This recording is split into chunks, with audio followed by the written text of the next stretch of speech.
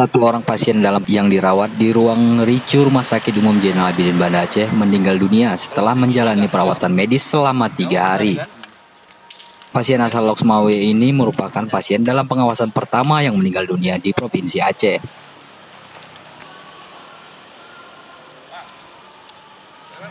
Juru bicara COVID-19 pemerintahan Aceh, Saipullah Abdul Ghani, membenarkan pasien dalam perawatan yang meninggal di Rumah Sakit Umum Zainal Abidin ini merupakan pasien berinisial AA dengan usia 56 tahun, warga Loksmawe.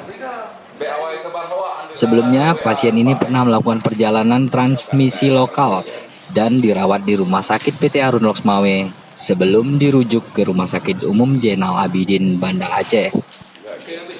Saipullah Abdul Ghani menyebutkan pasien tersebut belum bisa dipastikan positif terpapar virus corona karena Rumah Sakit Umum Zainal Abidin masih menunggu hasil swab yang dikirim dari Jakarta.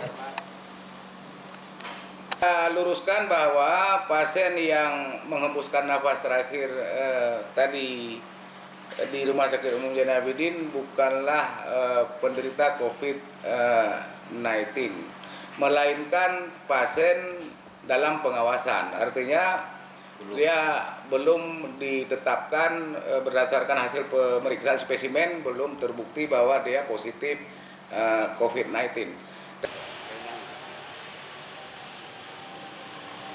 Dari hasil pemeriksaan, pasien meninggal mengalami pneumonia atau mengalami cairan penuh dalam paru-paru.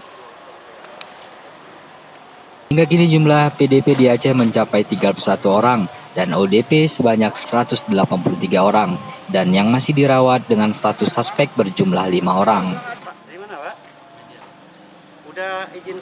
Dari Banda Aceh, Tim Liputan Haba TV. Coba abang telepon aja dokter Endang ya.